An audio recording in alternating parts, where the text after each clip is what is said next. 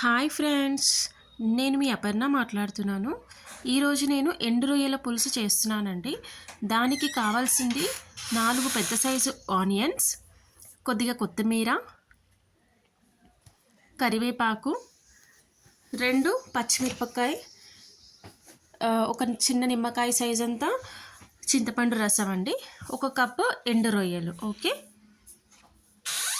So first నేనేంటంటే ఎండు రొయ్యల్ని ఆయిల్లో ఫ్రై చేస్తున్నానండి. ముందు ఒక కడాయి పెట్టాను స్టవ్ పైన.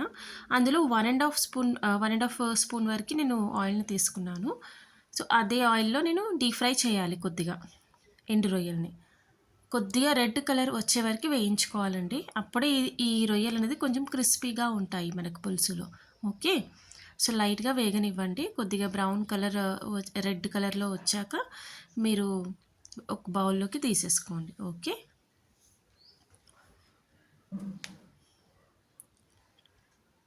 సో లైట్గా వేడి అయ్యాయండి, కొంచెం రెడిష్ కలర్లో కూడా వచ్చేసింది. నేను ఇప్పుడు తీసేస్తున్నాను, ఒక బౌల్లోకి తీసుకుంటున్నాను. సో మనకి ఇందులో ఆల్రెడీ ఆయిల్ ఉంది కాబట్టి సో ఇదే ఆయిల్లో మనం కర్రీ కూడా ప్రిపేర్ చేసేసుకోవచ్చు. ఓకే,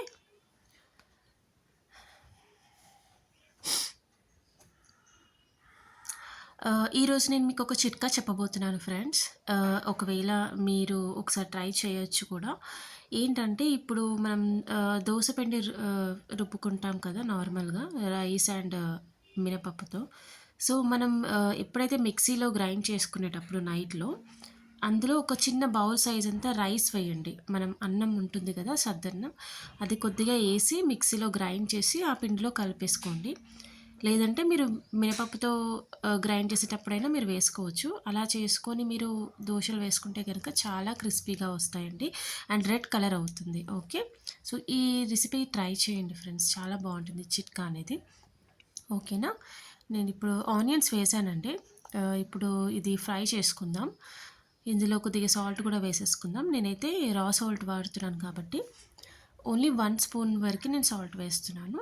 సో నార్మల్ సాల్ట్ వాడుకునే వాళ్ళైతే 1.5 వేసుకోవచ్చు. ఓకేనా, సో సాల్ట్ వేసుకుంటే మనకు ఆనియన్స్ అనేది త్వరగా మెత్తగా అవుతుంది. ఓకే, సో నేను చెప్పిన చిట్కా ట్రై చేయండి ఫ్రెండ్స్. మీకు దోశలు అయితే చాలా హోటల్లో చేస్తారు కదా క్రిస్పీగా, అలా అవుతుంది అండ్ రెడ్ కలర్లో వస్తుంది. సో కొద్దిగా మీరు రైస్ వేసి దోశ పిండి రుబ్బితే మాత్రం చాలా బాగుంటుంది. ఇది నాకు మా మదర్ నేర్పిన చిట్కా అండి ఇది. సో నేను ఎప్పుడు దోశలు వేసినా అలానే చేస్తాను. సద్దన్నం కొద్దిగా ఉంటే మనక పిండిలో వేసేసుకొని రుబ్బుకుంటాను. సో నైట్ అంతా మనకి పులుస్తుంది కాబట్టి మార్నింగ్ వేసుకుంటే మనకు చాలా చాలా బాగుంటాయి దోశలు. మనము నార్మల్గా 2 దోశలు తింటే సరిపోతుంది, ఎందుకంటే రైస్ కూడా అందులో ఉంటుంది కాబట్టి, మనం అన్నం కలుపుతాం కాబట్టి 2 దోశలు తిన్నా చాలా కడుపు నిండుగా ఉంటుంది. ఓకే, సో ఆనియన్స్ కొద్దిగా వేగాయండి లైట్గా. సో ఇప్పుడు ఇందులోకి మనం కరివేపాకు వేసుకుందాం అండ్ పచ్చిమిర్చి అండి. ఓకే, వేసేసుకొని కొద్దిగా చిటికెడు పసుపు వేసుకొని ఒక్కసారి కలుపుకోవాలి. ఓకే,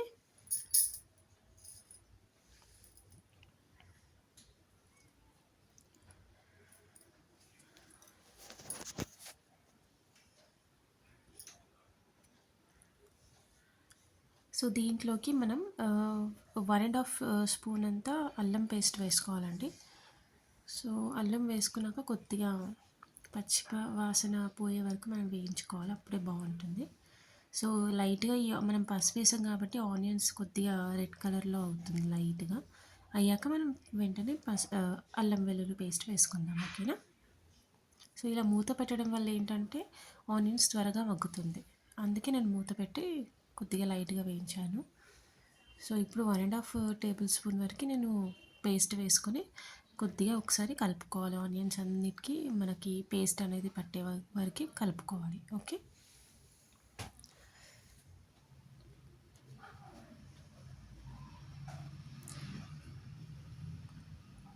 మీకు నా రెసిపీస్ ఏమైనా నచ్చితే కనుక లైక్ చేయండి ఫ్రెండ్స్.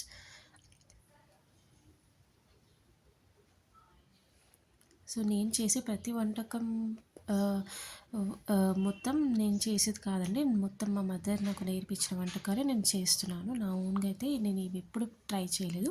మా మదర్ నేర్పించిన పద్ధతి ప్రకారం నేను ట్రై చేస్తున్నాను. చాలా బావుంటుంది. అందుకే మీకు లైవ్‌గా నేను చూపిస్తున్నాను. ఇంత క్వాంటిటీకి ఏం వేయాలి? ఎలా వండాలి అనేది.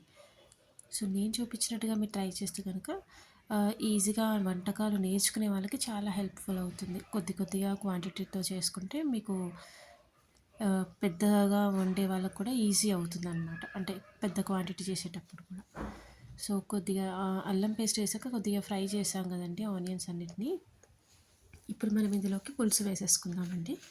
పులుసు వేసుకున్నాక 2 టేబుల్ స్పూన్స్ వరకు కారం వేసుకోవాలి. ఓకే. సో, పులుసు వేసుకున్నాం కదండీ! సో, అదే కప్‌లో ఇంకొన్ని వాటర్ వేసుకుందాం. ఓకే. కొద్దిగా వాటర్ వేసేసుకొని సో, మనకి బబుల్స్ వచ్చే వరకు వెయిట్ చేయాలి. ఓకే.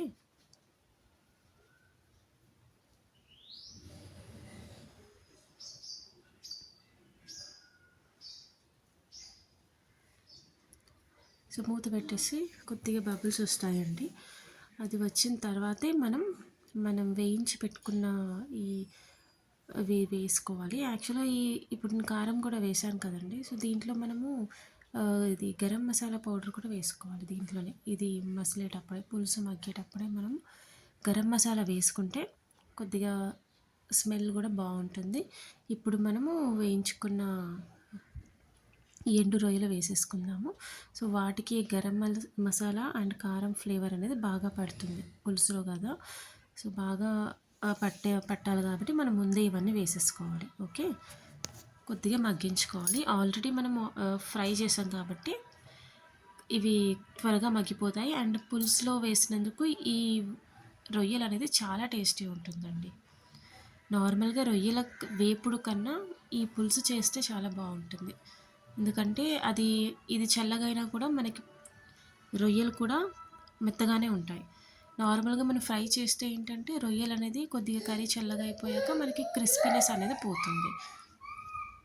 సో, ఇందులో ఉండడం వల్ల ఏంటంటే మనకి క్రిస్పీగా ఉంటుంది. ప్లస్ రొయ్యలు కూడా మెత్తగా ఉంటాయి పులుసులో బాగా మగ్గినందుకు. తినేటప్పుడు మనకు అన్నంలో తినేటప్పుడు చాలా టేస్ట్‌గా అనిపిస్తుంది ఇవి తింటూ ఉంటే. పులుపు ఎక్కువ ఇష్టపడని వాళ్ళు మీరు లైట్‌గా షుగర్ వేసుకోవచ్చు. సో, పులుపు అనేది కట్ అయిపోతుంది కొద్దిగా షుగర్ వేసుకోవడం వల్ల. సో, నేనిప్పుడు కొత్తిమీర వేసి మూత పెట్టేశానండి. ఇంకో 5 మినిట్స్‌లో కర్రీ అనేది రెడీ అయిపోతుంది. ఓకే.